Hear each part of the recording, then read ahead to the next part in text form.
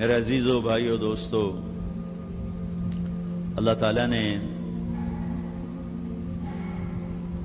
انسان کو ساری مخلوقات میں سب سے اعلیٰ، حسین، خوبصورت بنایا۔ لقد خلقنا الانسان فی احسن تقویم۔ اللہ اپنے بارے میں کہتا ہے فتبارک اللہ احسن الخالقین، کہ تمہارے رب جیسا خوبصورت خالق کوئی نہیں۔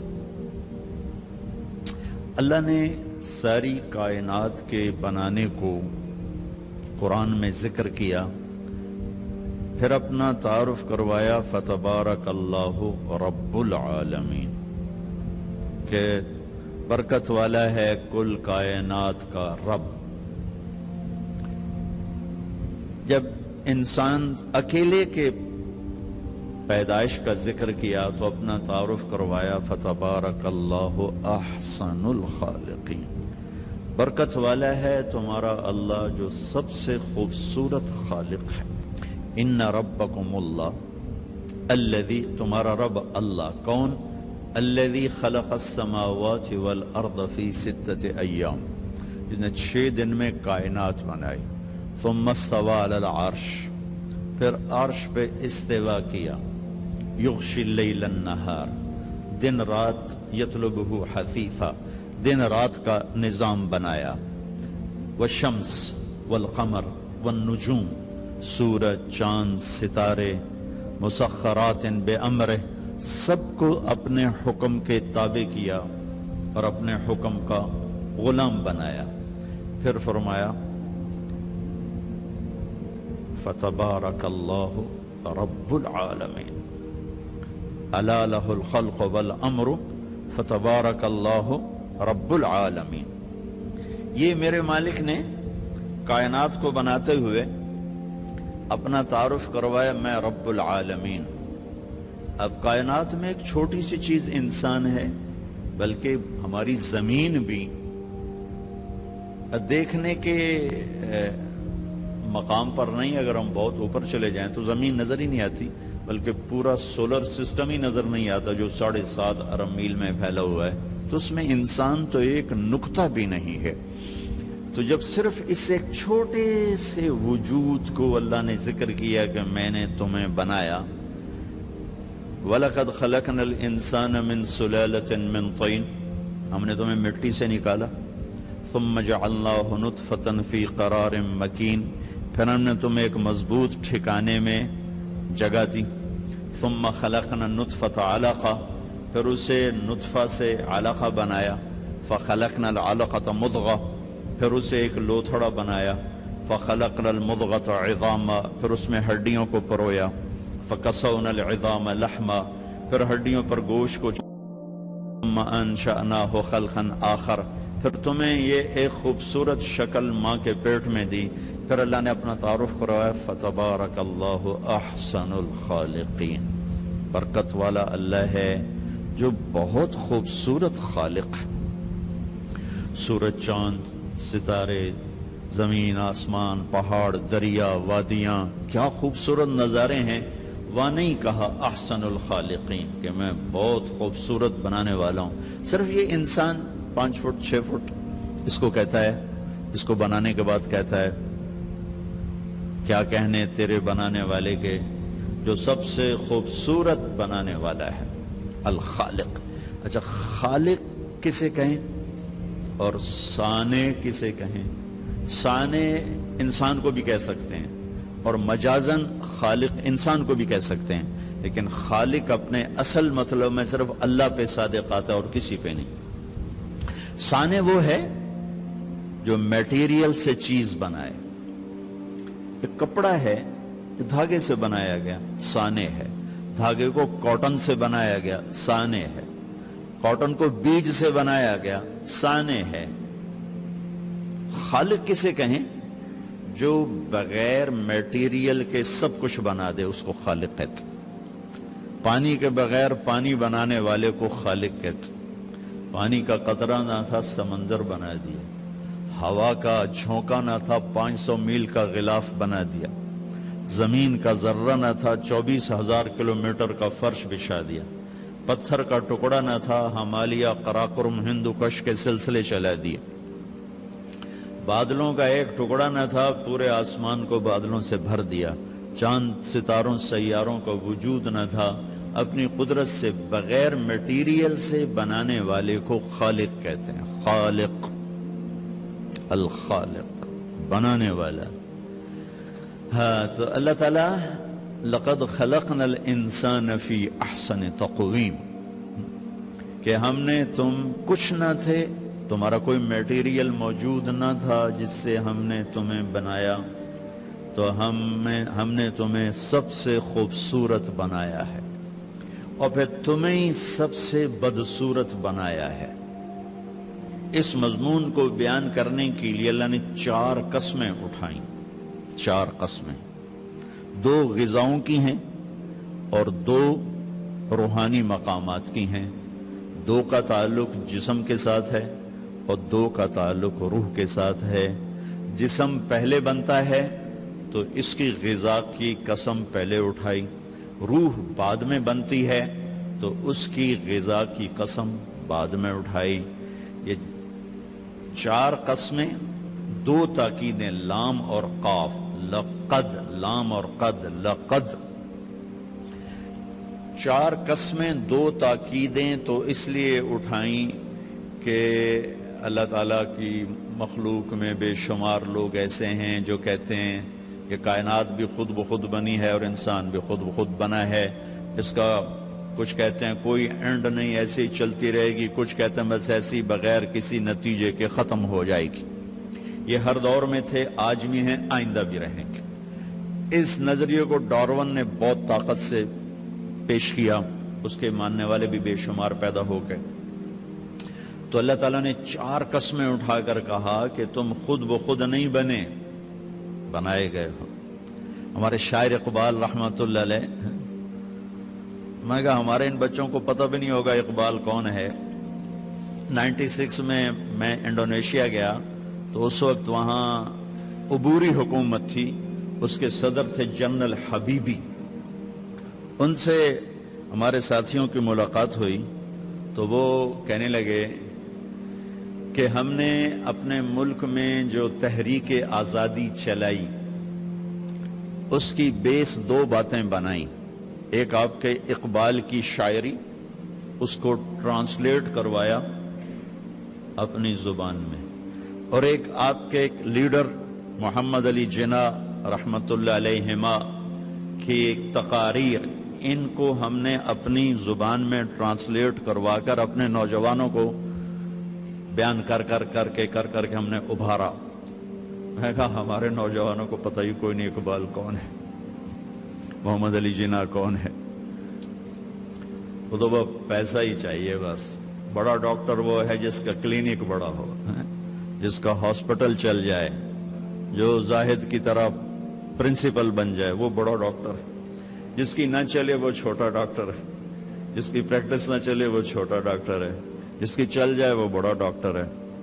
ہمارے شاعر اقبال نے کہا ہیچ چیزے خود بخود چیزے نشد، ہیچ آہن خنجرے تیغے نشد، ہیچ حلوائی نشد استاز کار، تا غلام شکر ریزے نشد، مولوی ہرگز نشد مولا روم، تا غلام شمس تبریزے نشد۔ کیا خوبصورت! اب تو ہمارے یہاں فارسی سمجھی نہیں جاتی، ہمارے اب مدارس میں بھی نہیں پڑھائی جاتی۔ آج سے 50 سال پہلے فارسی بہت زیادہ لکھی پڑھی جاتی تھی۔ فرماتے ہیں کوئی چیز خود بخود چیز نہیں بنتی، کوئی لوہا پڑے پڑے تلوار نہیں بنتا کہ 10 ملین سال گزرنے کے بعد لوہا خود بخود خنجر بن گیا، چھری بن گیا، تلوار بن گیا۔ کوئی آتا ہے جو اسے ڈھالتا ہے، پگھلاتا ہے اور بناتا ہے۔ پیدائشی طور پر کوئی ڈاکٹر نہیں ہوتا، وہ سیکھتا ہے تو ڈاکٹر بنتا ہے۔ پیدائشی طور پر کوئی حلوائی نہیں ہوتا، وہ سیکھتا ہے تو لڈو بنانا جانتا ہے۔ اور مولوی روم، مولانا روم نہ بنتا کبھی بھی اگر شمس تبریز کے ہاتھوں میں ہاتھ نہ دیتا۔ مجھے اس شعر کا بڑا مزہ آ رہا ہے کہ میں ابھی ترکی سے آ رہا ہوں، ترکی انگلینڈ ہماری جماعت گئی تھی، تو میں قونیہ گیا، وہاں ہماری تشکیل نہیں تھی، لیکن میں نے کہا وہاں مولانا روم کے دربار پہ حاضری دینی، تو وہاں سے 900 کلومیٹر دور تھا، تو ہم فلائٹ لے کر گئے۔ میں حیران، دنیا میں پہلا مزار دیکھا جہاں ٹکٹ لگا ہوا تھا، 20 لیرہ، 20 لیرہ کا مطلب کوئی 900 روپیہ، 45 روپے کا لیرہ تھا بھی جب ہم گئے۔ تو دنیا کا واحد دربار دیکھا، مزار دیکھا جہاں ٹکٹ لگا ہوا تھا، اتنے لوگ آتے ہیں، اور حیرت کی بات ہے کہ غیر مسلم زیادہ تھے، مسلمان کم تھے، عورتیں مرد، اور وہاں کھڑے ہوتے ہیں، باقاعدہ ان کی ڈیوٹی ہے کہ وہ، چونکہ ہمارے مغرب کی عورتیں ہوتی ہیں بیچاری، بہت مختصر لباس ہوتا ہے، تو ان کو وہ دیتی ہیں پورا عبایا دیتے ہیں، وہ عبایا پہن کے جاتی ہیں، سر سکارف پہن کے جاتی ہیں، پھر دوسری طرف سے نکلتی ہیں تو اتار کے ان کے حوالے کر دیتی ہیں۔ تو انہوں نے، ترکی والوں نے اچھی خاصی کمائی بنائی ہوئی ہے۔ تو وہاں حاضری ہوئی تو مجھے یہ شعر یاد، شمس تبریز بھی ساتھ ہی، ان کی خبر ساتھ ہے، وہاں بھی ہمیں لے گئے۔ مولانا روم بڑے علم والے تھے، لیکن وہی خشک علم تھا جس میں کوئی معرفت کی چاشنی نہیں تھی، سوز و ساز نہیں تھا، سوز و گداز نہیں تھا، عشق و محبت نہیں تھی، خالی قیل و قال تھا۔ جیسے آج قیل و قال نے ہمیں توڑ کے رکھ دیا، مسجد سے بھی نفرت کی وہ ہوا چلی کہ فرقہ واریت کی آگ ایسی بھڑکی کہ روزانہ لاشیں گر رہے ہیں، نہ مارنے والے کو پتا ہے میں کیا کر رہا ہوں، نہ مرنے والے کو پتا ہے مجھے کیوں مارا جا رہا ہے، اور اس کے پیچھے ممبر پر بیٹھنے والے کو اللہ کا نہیں پتا، اس کے اللہ کا رسول کا نہیں پتا، اس نے، اور خاص طور پر میرے بر صغیر میں اتنی نفرت ہے کہ ایک دوسرے کو سلام بھی نہیں کرتے، مصافحہ بھی نہیں کرتے، ایک دوسرے کے پیچھے نماز بھی نہیں پڑھتے، انتہا ہو گئی ہے نفرت کی۔ تو مولانا روم بھی کچھ ایسے ہی تھے، مطلب ایسے سے مراد یہ نہیں کوئی فرقہ وادیت والے تھے، صرف منطق فلسفہ کے بادشاہ تھے۔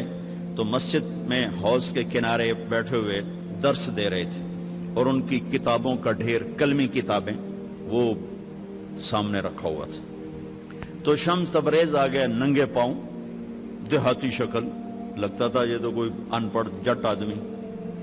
تو آ کر انہوں نے بڑے بھول پن سے کہا، مولوی صاحب این چیست، یہ کیا ہے؟ تو مولانا روم نے یوں دیکھا تو بڑے تکبر سے کہا، این است کہ تو نمی دانی، بھائی یہ وہ ہے جو تو نہیں جانتا، تو چٹا ان پڑھ، میں تجھے کیا بتاؤں یہ کیا ہے۔ وہ ایک دم آگے بڑھے، وہ کتابوں کو جو یوں دھکا دیا وہ ساری حوض میں جا گری۔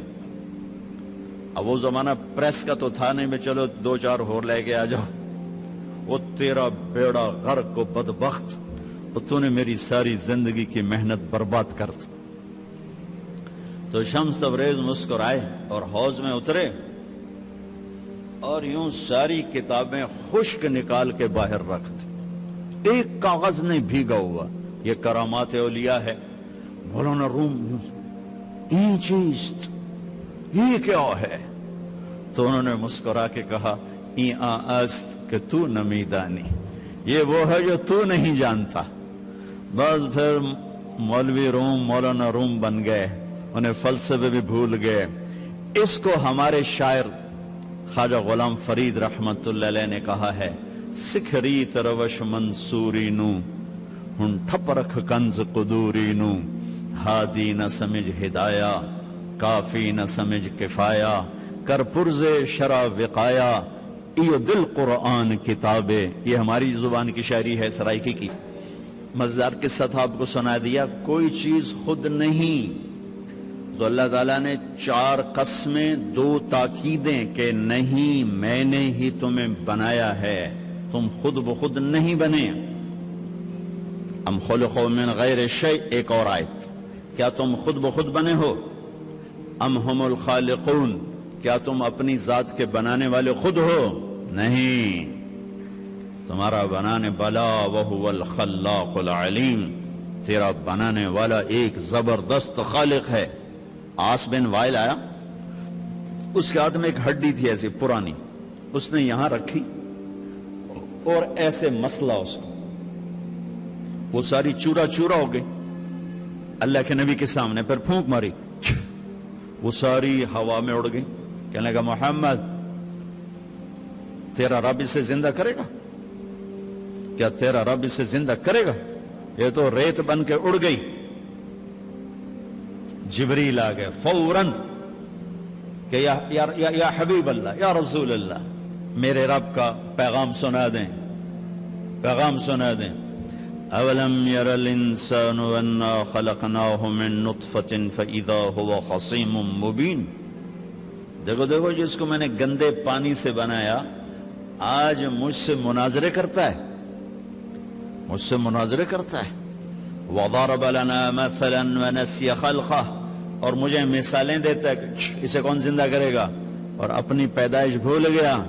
قال من یحیی العظام وہی رمیم، کہتا ہے اس ہڈی کو کون زندہ کرے گا؟ قل، کہو میرے حبیب، یحییھا الذی انشأھا اول مرہ، اسے وہ زندہ کرے گا جس نے اسے پہلے بنایا تھا۔ وہو بکل خلق علیم، اس کو پتہ ہے میری مخلوق کہاں۔ میرے رب کا علم تو دیکھو، کتنے انسان چورا چورا ہو گئے، اور کتنے ہم چورا چورا ہونے والے ہیں۔ کتنوں کو زمین کی جنبش نے، گردش نے، کروٹ نے قبر سے نکالا اور ان کی ہڈیوں کی ریت کو فضا میں بکھیر دیا۔ کتنے پانیوں میں بہہ گئے، جانوروں نے پھاڑ دیا، آگ میں جل گئے، قبروں میں رل گئے، اور ایک قبر میں 100 اکٹھے ڈال دیے گئے، اور پھر آ رہے ہیں آخری انسان تک چورا چورا ہو کے بکھر گئے۔ 7 چوپائے، 7 پرندے، 7 مچھلیاں، 7 جانور، ساری کائنات کی زندہ چیزیں سب کٹھی ہیں، اور ایک رب کا حکم ہوگا فَإِذَا هُم مِّنَ الْأَجْدَاثِ إِلَىٰ رَبِّهِمْ يَنْسِلُونَ۔ اللہ ہم سب کو قبروں سے کھڑا کر کے زندہ کر کے دکھا دے۔